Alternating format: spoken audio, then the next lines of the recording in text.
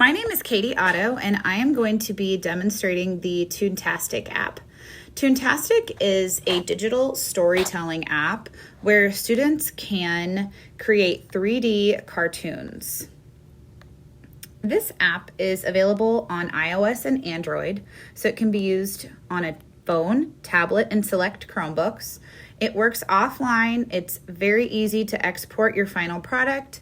It's completely free, no ads, no in-app purchases, and my personal favorite is that there is no login or password required, which is really nice for younger students. So you can get it on the Google Play Store or on the App Store, and once you do, it will look like this.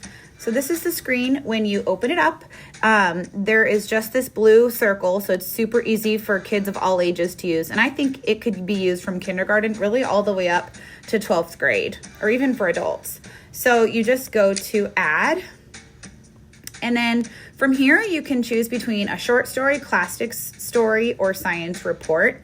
So the short story is what I would recommend using for younger kids, maybe K2, or even older kids if you just want them to do something quick.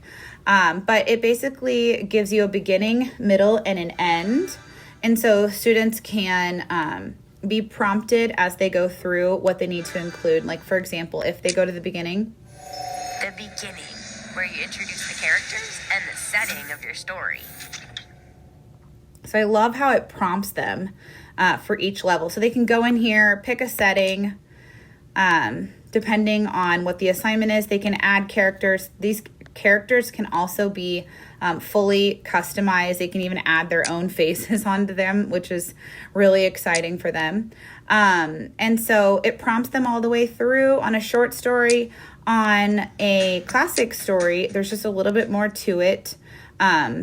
So it helps them to be organized in terms of their setup, conflict, challenge, climax, and resolution, which I think is so nice because many times it's so hard for students to organize their thinking when they go to write a story. So some uses I could see for this are as an ESOL teacher, I can see myself using this for speaking practice. For example, one of the things I'm working on right now is how to ask and answer questions. So they could have characters that they have to ask 3 questions to or something like that during their story. I could also see it as a really good tool for a pre-writing. So coming on here, making a cartoon, getting your ideas all organized, and making sure you have all the parts to the story, and then after that, writing it. So now I'm going to demonstrate how you save and export the videos. So if you come back out to the main page, you can go to, and this is an example of one I've finished. And so they just always stay here. You can go back and edit them if you want, or you can click the export button. And what it does is it just saves to your photo library. So I'm going to cancel because I've already saved this and just kind of show how from there students can send it to you. I really like that it's very easy to drop in Seesaw. So if you just open up your Seesaw, add an assignment, students who use Seesaw all know how to do this. You just upload it from here. And then also it's integrates really well to Canvas because students can just come into Canvas if that's something that your school uses. Make sure the submission type is a file upload, and very similarly they can just submit assignment, file upload, go into their library and find it here. So that can be directly tied to standards, and feedback can be given both on Canvas and on Seesaw.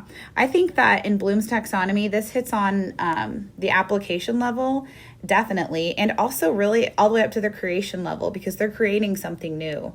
I also think it can be classified probably at the modification or redefinition level in SAMR because students are able to do something different than they would without the use of this technology.